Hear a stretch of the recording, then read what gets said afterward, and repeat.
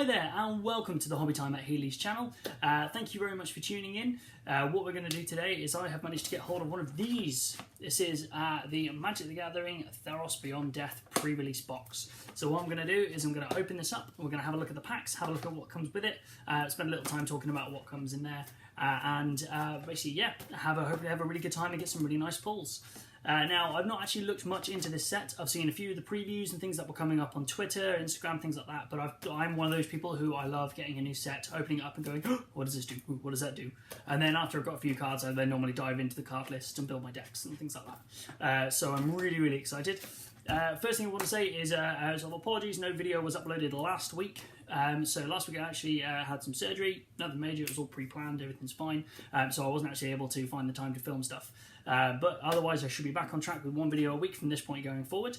Good news as well is I'll actually be moving soon, so we'll have a whole studio area set up in the new place. So hopefully rather than looking at this door here, you'll hopefully have something nicer in the background. But anyway, now what we're going to do is we're going to dive straight on into this.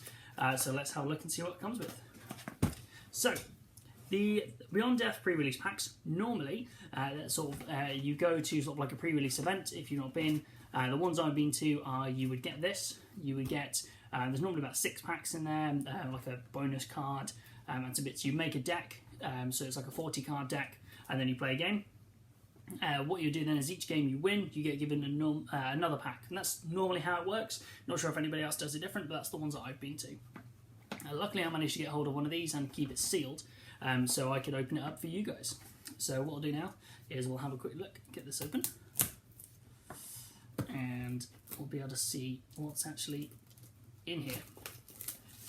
As I said before, I've got no idea what sort of stuff comes in the set. I know that there's a new mechanic, or maybe an old mechanic, escape, that's coming into it. So I'm really excited, obviously, to see what that's all about. And more importantly, if there's anything I can slip into some of my commander decks or my standard deck, just to give it a bit more of a oomph. So yeah, so there you get this really cool, nice little sleeve, and then some nice artwork there on the back. And then we open it up. Ooh! So this is what the inside looks like. So first off, a classic spin down counter, which is really cool, with obviously the Theros symbol on there, if you can see. It's pretty sort of nice actually spin down counter. It's not like one of the giant oversized ones you can get in the sort of the gift packs, but it is still a handy one to have, and good for obviously if you're using counters and that. And it's much easier than a normal D20, because then you don't have to go, oh wait, where's this, where's that, where's this. So yeah, that's quite cool. You then get the 6 packs, so, and with some nice artwork on these as well. So it looks like there's 3 different types of artwork from what I can see. There might be more, but these are just the packs I've got, which is really cool. What else is in here? Oh, you get like a little divider, so if you do want to use the box for storage later, it's quite nice. A Magic Arena, basically thanks for coming to the pre-release code, so I'll definitely use that. What is this? So, life is short, but death is shorter. Ooh.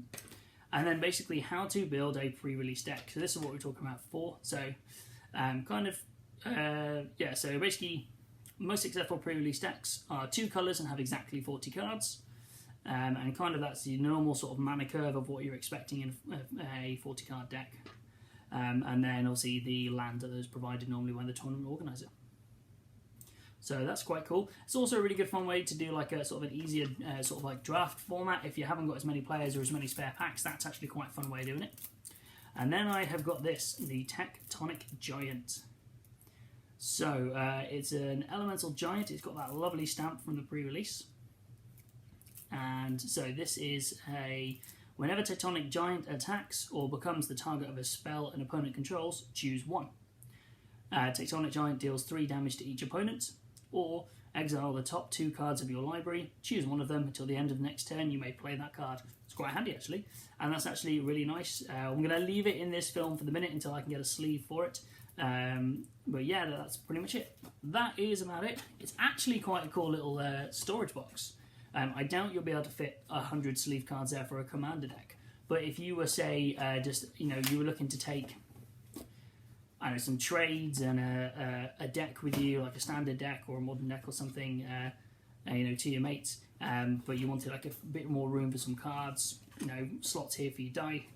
It's actually not a little bad storage box. I'm sure that will come in handy for the hundreds and hundreds of cards that you end up getting in this hobby. So what we'll do is, as always, I will now get onto the pack opening, and then we'll start as I always do it, in the order I pulled them out of the box. So let's have a look. Seeing as this is the first time that I've opened up some of these packs, I'll spend a little bit of time going through as many of the packs as I can, or many of the cards, and basically just having a quick look to see what we get. So, Chain to Memory. So this is a blue instant, so it's -4, -0 until for the target creature, and then scry 2. Quite nice. Hero of the Games.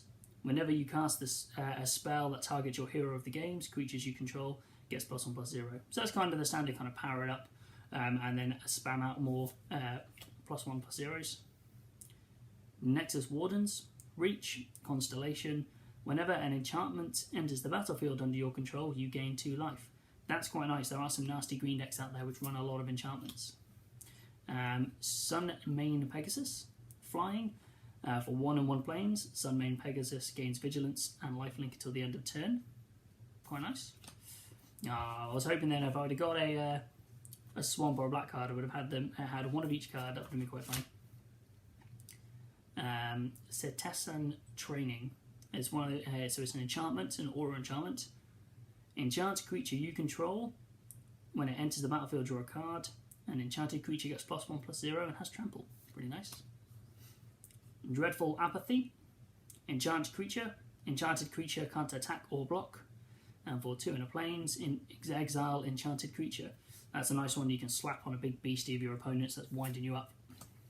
First swamp. So, Enchantment Aura, again, enchanted creature. The creature gets +2, -1. And one of those escape mechanics. So, escape for 2 in a swamp. Exile 2 other cards from your graveyard. And then you may cast this card from your graveyard for its escape cost. So basically you have to exile, then you get to basically bring this back from your graveyard for that cost there, as well as exiling some cards. Quite an interesting mechanic to get stuff back out that's obviously been popped. I think that can see quite some interesting play. A bit like Flashback, except, you know, normally you don't, with Flashback, it's that you then exile that card that you bring back, and the Flashback cost is normally quite a bit more. This seems a little bit more balanced because it's not actually that much more. But you do have to exile 2 cards from your graveyard. Ichthyomorphosis. Okay, so again, enchanted creature. Enchanted creature loses all abilities, and it's a blue fish with base power and toughness of 0/1. So that's kind of similar to like Turn to Frog or like polymorph style cards where you just like turn them into something useless. That's quite fun. Satyr's Cunning. So create a 1/1 red Satyr creature token with this creature can't block. And again, a standard escape cost, sort of by the looks of it on here, which looks 2 more than what it should cost. So on to the uncommons. Acolyte of Affliction. So it's a black-green. And when Acolyte of Affliction enters the battlefield, put the top 2 cards of your library into your graveyard, and then you may return a permanent card from your graveyard to your hand. It's quite nice. Rise to Glory, so a white-black. Choose one or both. Return target creature from your graveyard to the battlefield, or return target aura card from your graveyard to the battlefield. So far, the first pack, I'm seeing a lot of like aura abilities and enchantments being the big things that are going to be coming out. So, instant, here a green one. Put target enchantment on the bottom of its owner's library. That's really nice. We have seen some of them with the escape cost. It's nice to just go, pop that on the bottom of your library, you're not getting access. Ooh, and the first rare, Erebos's Intervention. So it's X1. Choose one. Target creature gets -X/-X until end of turn and you gain X life. Or exile up to twice X target cards from graveyards. That's nice. That's actually a really nice card. I can see that slotting into one of my decks for a bit of fun there quite well. Ooh. And these are beautiful. I really cannot stress enough how gorgeous these are. So these are basically the new land cards that you can get in the packs, and that is just absolutely stunning.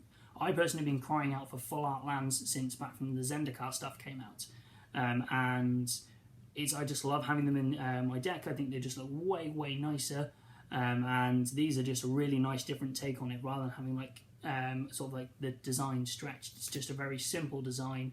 It's just beautiful. Hopefully with these packs I can get a couple of each. Ooh, and a foil, and it's the itchy the Morphosis thing. I can't say that. Which is kind of cool. And then a human soldier token.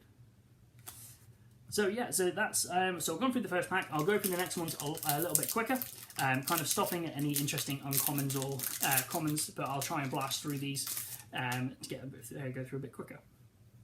So what I'll do is I'll hold them for a minute. So if you do want to have a look at the cards, you can pause it and have a look. So Deny the Divine, Arena Trickster. It's quite nice actually because you can buff that up every time you cast your first spell each turn. Inspire Awe, which is actually that's quite nice. I like the prevent all combat damage ones because they can be quite interesting. Daybreak Chimera. So this is sort of interesting here that we're seeing more of this devotion stuff in this set. Where basically you'll get, if you are obviously devoted to a particular type of mana, then you'll gain benefits, which is actually quite cool. So it'll be interesting to see. I think it'll be quite interesting to see if there's then more single color decks out there with them getting this kind of benefit. But yeah, so this basically costs less for each, where X is your devotion to white. And then Soul Reaper of Mogis. I really like, I don't know if you can see, this little like different color here on the border. Whereas you look at the Daybreak Chimera, that's just the plain white. That's actually got like the design carrying on through it. That's really pretty. I like that. So this is an enchantment creature, a Minotaur Shaman. Reminds me of my Tauren Shaman from World of Warcraft. So it's a basically it's a creature sits in the field, but you can sacrifice a creature to draw a card. Again, nice. Ooh, and again, look, they seem to have like continued it with these enchantment creatures. Okay, so that's what I'm kind of getting here. That's nice. I do like that. This is a pretty standard 4-cost 2/5.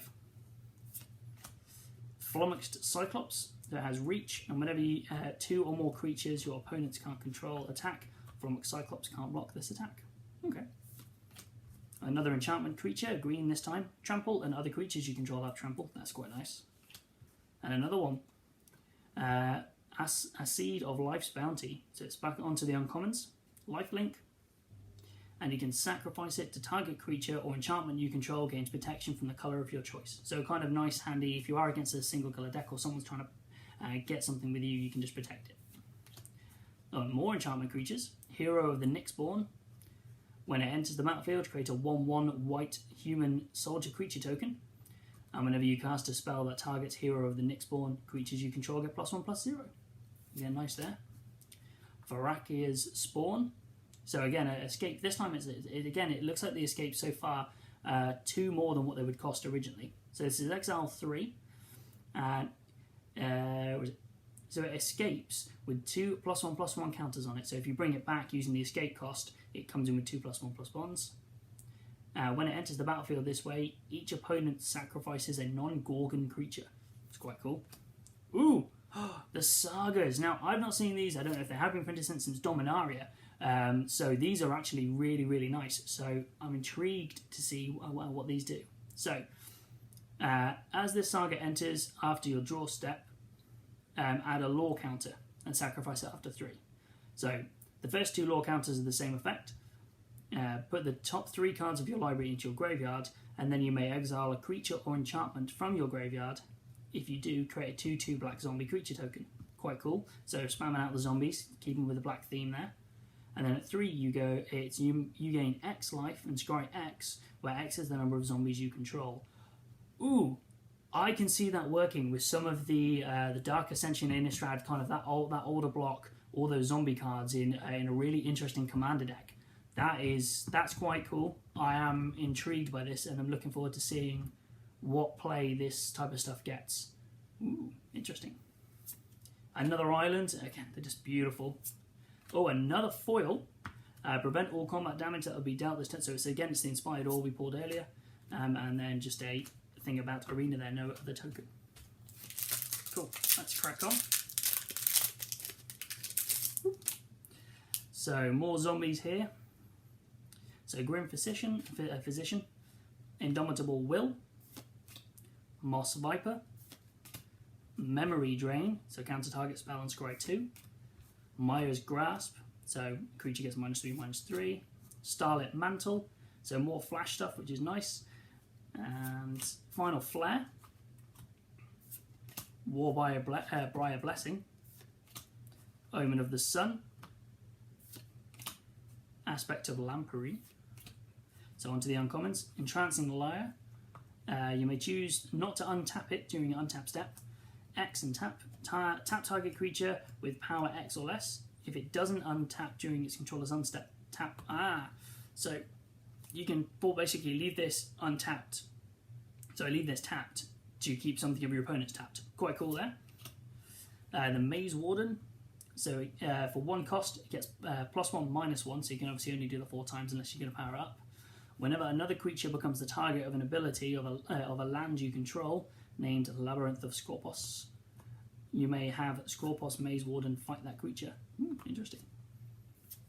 Ooh, another Saga, this time a white one. So search your library for a basic Plains card, reveal it, put it into your hand, and then shuffle your library.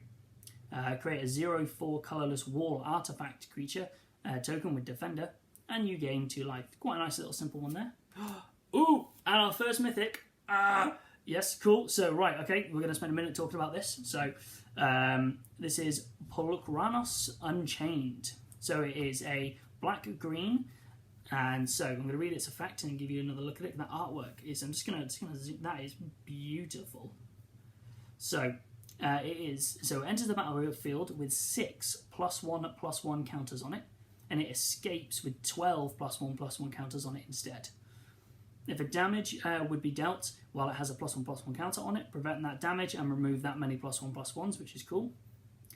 For 1 swamp, 1 green, and 1 other, it can fight another target creature, and its escape cost, again, it's the standard 2 more from what I've seen here than what it is, and it exiles 6 other cards, but then it does come in with that 12 +1/+1s. That's nice. I really like that. That's kind of a boom. I brought this back. You know, spend some time wiping the field and get this in to do some mass damage. That I like. That I really, really like. Another island. I would like to see more than these islands, as pretty as they are. And a human soldier. So, we got ourselves a mythic there, which is really nice.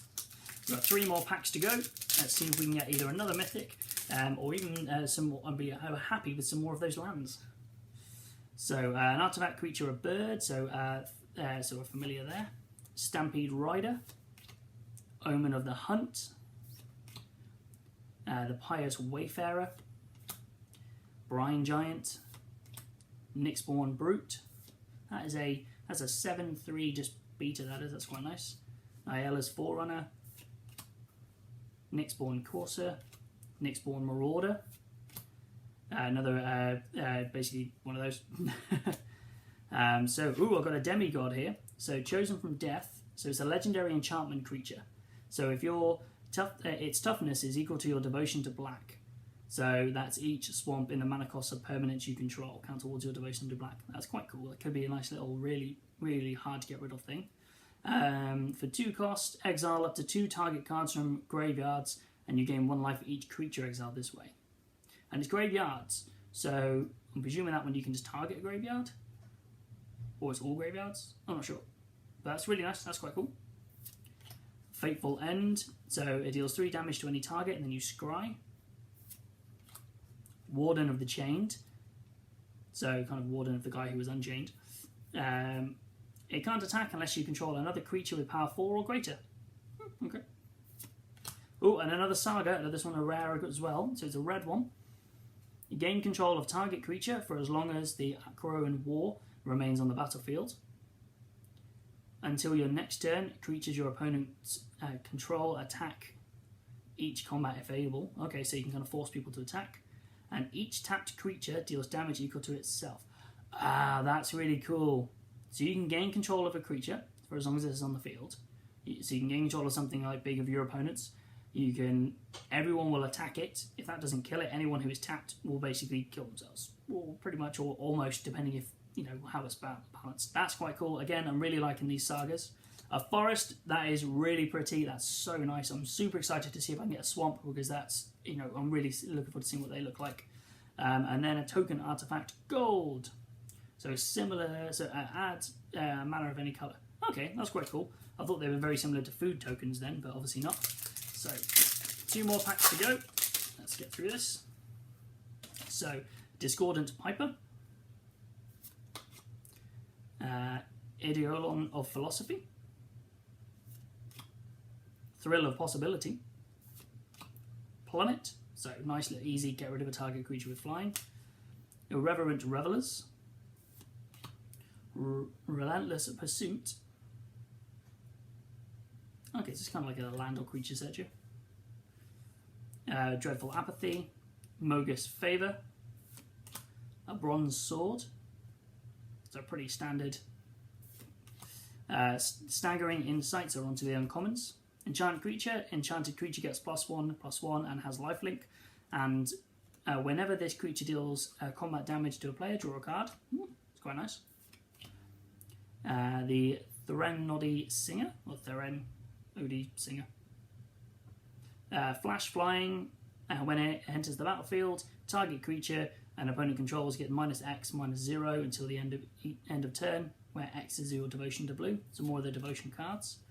This one here is creatures you control get +X/+X until the end of your turn, where X is the devotion to green. Nice. Ooh, another rare here. So then Idea Kraken. So it's 3 cost, so 2 island and 1 other. Whenever you draw a card, you may pay 1.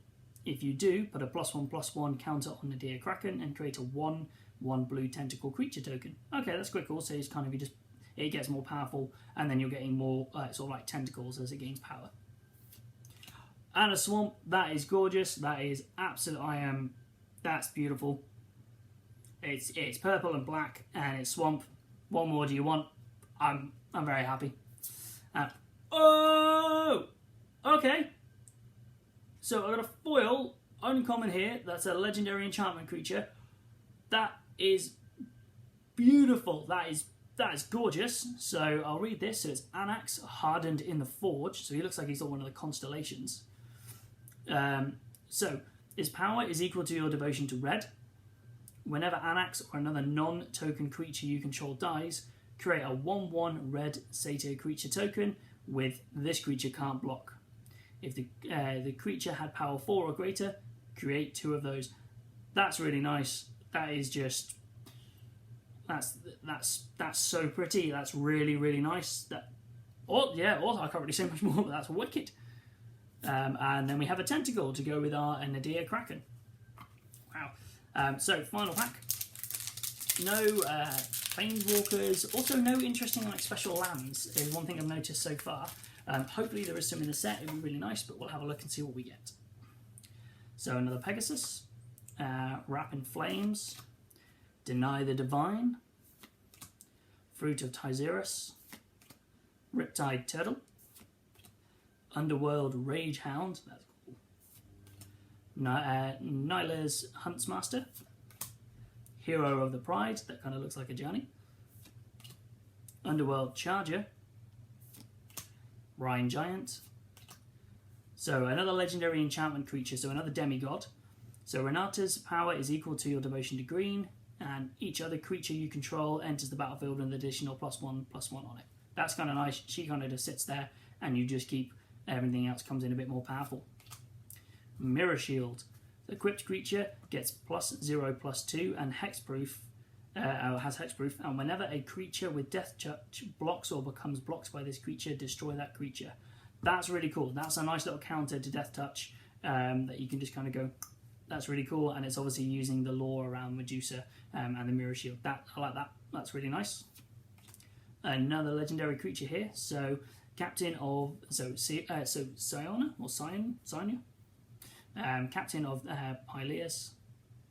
When it enters the battlefield, look at the top 7 cards of your library. You may reveal an aura card among them and put it into your hand. Put the rest on the bottom of your library in a random order. Whenever an aura you control becomes attached to a creature you control, create a 1/1 white human creature token, which is where we see all these tokens here before. That's cool. That's really nice. And another one here. So Haktos the Unscarred. So Haktos the Unscarred attacks each combat if able. As it enters the battlefield, choose 2, 3, or 4 at random. So I guess roll a d6 maybe, or a d3, and kind of just do it randomly. Different things you can do there. It has protection from each converted mana cost other than the chosen number. Ooh, that's cool. And because they're all fairly low, that's kind of interesting. So you just kind of just protect. That's nice. Again, I like that. Quite a reasonably high cost, but well, not really actually. It's too. I'm just not a big fan of these ones that require double of the same land. As somebody who runs a multiple coloured decks, I tend to kind of avoid them because it is very. I need to make sure I get them out. I know that's just me personally. If you're any different, let me know in the comments. Then we've got another forest and a satyr. So yeah, that's basically it. So that's all the packs done and opened. And yeah, I am very happy with that so far. I think we've got some really, really nice cards. I really like these sort of £25 sets. I think that they're actually really cool and really nice sort of way to get into it. I know you can get them at pre-releases, but I really like the idea that you can kind of pick this up, get some packs, get something kind of limited edition, and a little mini game in there, and a D20, life spin down counter. I just think these are really nice, and yeah, hopefully I can pick up some more when I'm at another pre-release in the future. I hope you guys enjoyed this video. Let me know what you think in the comments. If you've pulled anything yourself from the Theros set so far, if you went to your pre-release, had a good time, bad time, just generally let me know. I'm always open for some chit-chat, and as always, you know, let me know if there's anything you think I can improve on. Yeah. Again, check out my Instagram and my Twitter. This is when I'll be posting videos. They'll put it on there. Otherwise, yeah, thank you very much. And bye-bye.